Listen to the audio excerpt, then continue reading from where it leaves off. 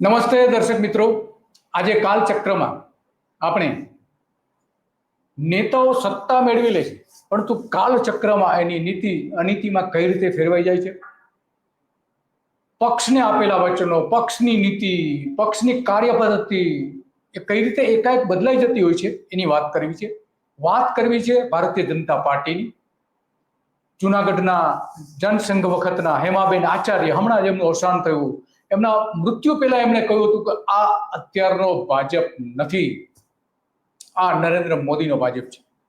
એવું જ આજથી નહીં, 2002 થી શરૂ થયું હતું ભારતીય જનતા પાર્ટીમાં, અને 2005માં તો પરાકાષ્ઠા આવી, અને 2007માં તો ભારતીય જનતા પાર્ટીના મોટા ભાગના નેતાઓ નરેન્દ્ર મોદી સામે બળવો કરીને તમામ પ્રકારની ગતિવિધિઓ શરૂ કરી હતી. આપણે જોઈએ છીએ કે એ સમયે સુરતના ધારાસભ્ય ધીરુ ગજેરાએ, કેશુભાઈ પટેલે, ગોરધન ઝડપિયા, કાશીરામ રાણા, સુરેશ મહેતા, કેટલા બધા નામ આપવા, એ બધાએ નરેન્દ્ર મોદી સામે ખુલ્લો બળવો કરી દીધો હતો. અને એટલા માટે ત્યારે ઘણા બધા વિવાદો થયા હતા. નરેન્દ્ર મોદીની સરકાર આફતમાં પણ આવી ગઈ હતી, અને ક્યારે સરકાર પડી જશે એ કેવું મુશ્કેલ હતું. આ એ સમયના આપણે સમાચાર, જે છપાયેલા સમાચારો આપણે જોઈ રહ્યા છે કે ત્યારે ધારાસભ્યો કઈ રીતે, ખાસ કરીને ધીરુ ગજેરા ત્યારે ગર્જના કરતા હતા આખા ગુજરાતમાં, અને એમણે નરેન્દ્ર મોદી સામે એક રણસિંગું ફૂંકી દીધું હતું, ભાજપની સરકાર સામે બળવો કર્યો હતો, અને દરેક જગ્યાએ આ વિરોધની વાતાવરણ ઊભું થયું હતું. એના કારણે દિલ્હીમાંથી પણ ઘણા બધા નેતાઓને આમંત્રણ આપવામાં આવ્યું હતું. બધું જ થયું હતું. એ સમયે જે ભાષણો થતા હતા એવું લાગતું હતું કે આ નરેન્દ્ર મોદીની સરકાર માટે ઘણી બધી મુશ્કેલીઓ ઊભી થઈ શકે.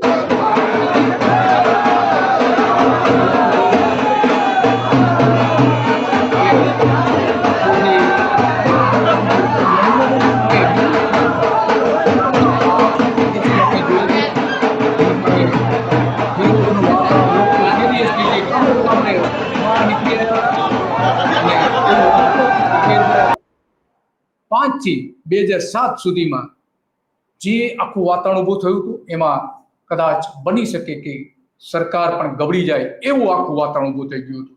એ સમયે જે ભાષણો થતા હતા એ ભાષણો મોટાભાગને નરેન્દ્ર મોદી અને ભારતીય જનતા પાર્ટીની જે નીતિ રહી હતી, બંને વચ્ચે શું ફેરફારો થયા છે એના ઉપરના મોટાભાગના ક્રિટિસાઇઝ કરવામાં આવતા હતા. દરેક નેતાઓ વાત કરતા હતા.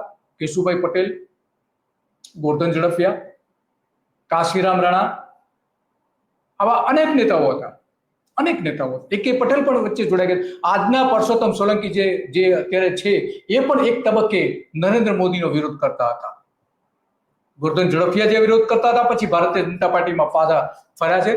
પરંતુ આ ધીરુ ગજેરા કે જે એમણે જાહેરમાં જે વચનો કર્યા હતા, એ વચનો અને પ્રવચનો જે છે એ નરેન્દ્ર મોદીની ટીકા, એટલે કે જે મૂળ ભારતીય જનતા પાર્ટીની નીતિ હતી એનાથી કઈ રીતે ચૂકી ગયા છે નરેન્દ્ર મોદી, એની યાદ અપાવતા હતા કે તમે યાદ કરો ભાજપની નીતિ શું છે. સાંભળીએ અમને.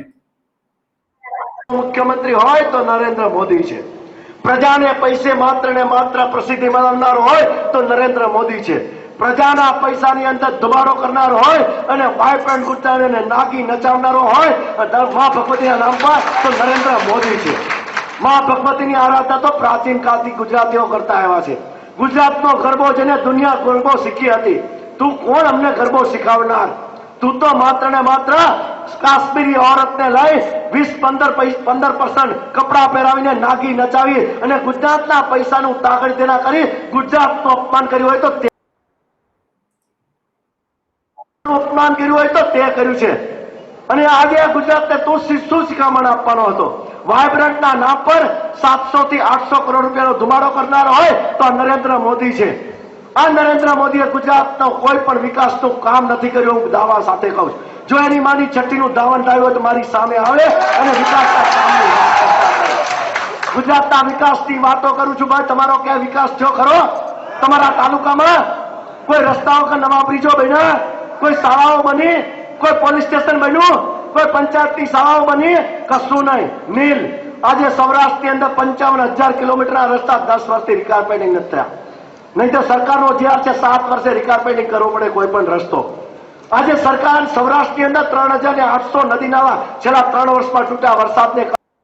એટલે અત્યારે જે પુલ તૂટી રહ્યા છે એ પુલ આજકાલથી નહીં, એ સમયથી તૂટતા આવે છે. નદી નાળા તૂટી ગયા હતા, એને રિપેર પણ કરવામાં નતા આવતા. એટલે કે પ્રજાલક્ષી કામો પણ નરેન્દ્ર મોદી નતા કરતા, એવું ધીરુ ગજેરા કહી રહ્યા છે. એક પણ નદી નાળાનું ડાયવર્ઝન આપી છે, પરંતુ નદી નાળો હજી એક પણ નદી નાળાનું કામ ચાલુ કર્યું નથી.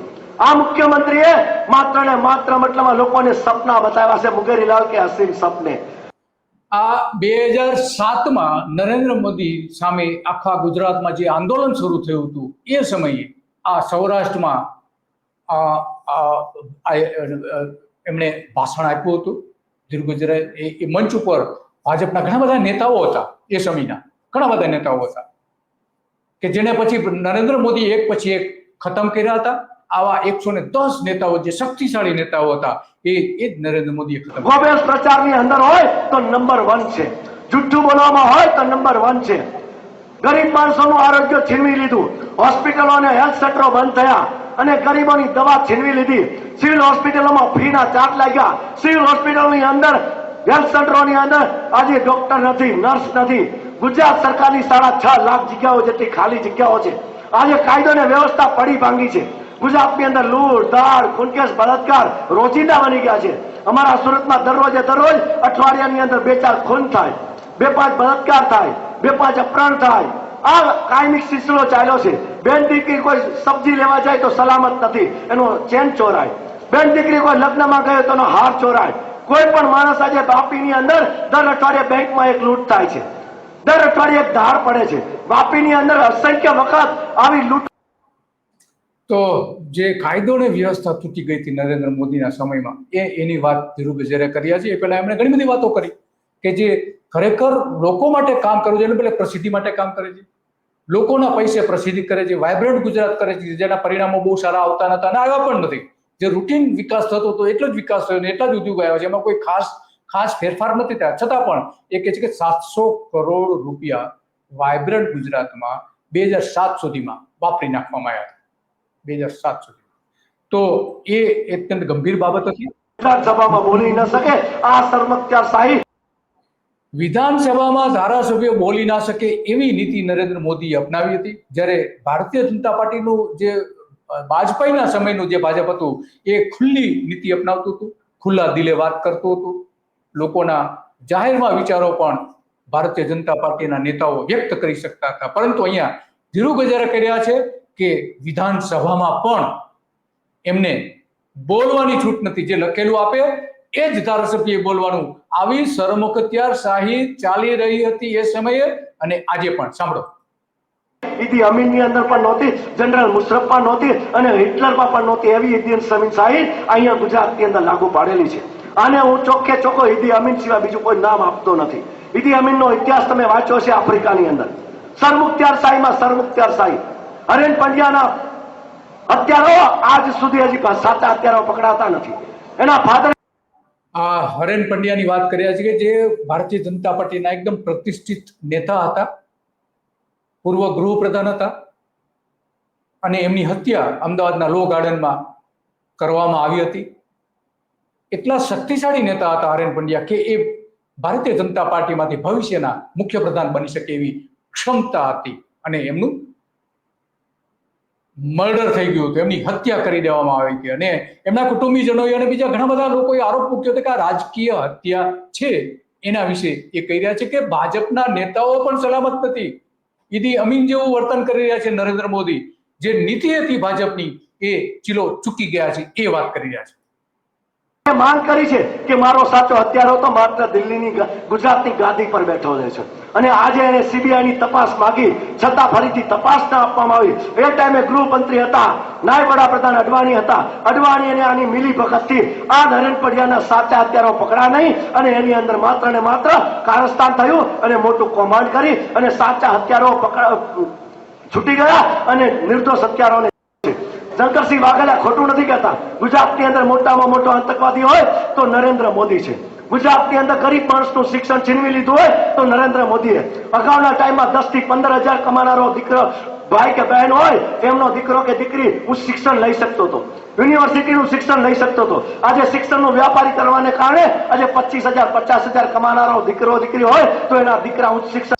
એટલે કે જે શિક્ષણની પ્રથાનો વિનાશ કઈ ક્યારથી શરૂ થયો એની વાત કરી રહ્યા છે. જ્યારથી નરેન્દ્ર મોદી આયા ત્યારથી શિક્ષણ ધીમે ધીમે ઘટી રહ્યું છે, કારણ કે ખાનગીકરણ કરીને સરકારે પોતાની બચત કરવા માટે, બજેટ ઘટાડવા માટે આ પ્રયત્નો થયા હતા, એવું એમનું કહેવું છે કે એ જે શિક્ષણની નીતિ હતી એ નરેન્દ્ર મોદીની ખોટી હતી. આજે પણ એ સાબિત થયું છે. અને યુનિવર્સિટીનું શિક્ષણ નથી લઈ શકતા કારણ કે લાખો રૂપિયામાં ફી થઈ ગઈ. અને આજના દિવસની અંદર ગરીબ માણસોનું શિક્ષણ છીનવી લીધું. બેટીઓ બચાવના અભિયાન નીચે 140 કરોડ રૂપિયાનો ધુમાડો કરવામાં આવ્યો. કેટલો? 140 કરોડ રૂપિયાનો. કારણ કોને માટે? પોતાની પ્રસિદ્ધિ માટે, નહીં કે માત્ર બેટી બચાવ માટે. જો બેટી બચાવમાં રસ હોત તો અમે ડિમાન્ડ કરી હતી, માંગણી કરી હતી 100 કરોડનું પેકેજ જાહેર કરો.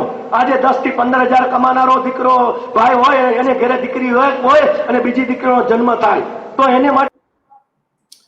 તો આ ભારતીય જનતા પાર્ટીના એ સમયના ધારાસભ્ય ધીરુ ગજેરા સૌરાષ્ટ્રની એક સભા સંબોધી ત્યાં એ સમયનો વિડીયો છે.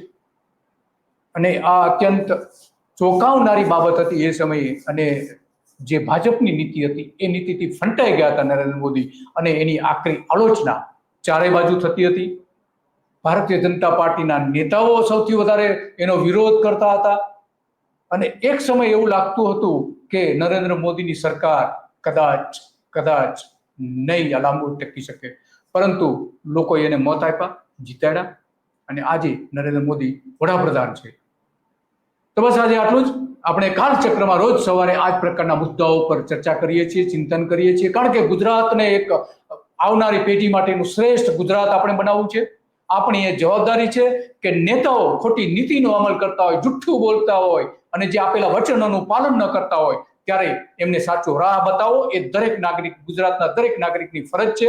અને એટલા માટે આપણે આ કાલચક્રમાં જે ભૂતકાળમાંથી લઈને આજ સુધી જે નીતિઓમાં ફેરફાર થાય છે, નીતિ ભૂલી જવામાં આવે છે, અનીતિ અપનાવવામાં આવે છે, એની લાલ બત્તી આપણે સતત કરતા રહ્યા છે. અને રોજ સવારે તમે 9 વાગે આ કાર્યક્રમ જોઈ શકો છો. નમસ્તે.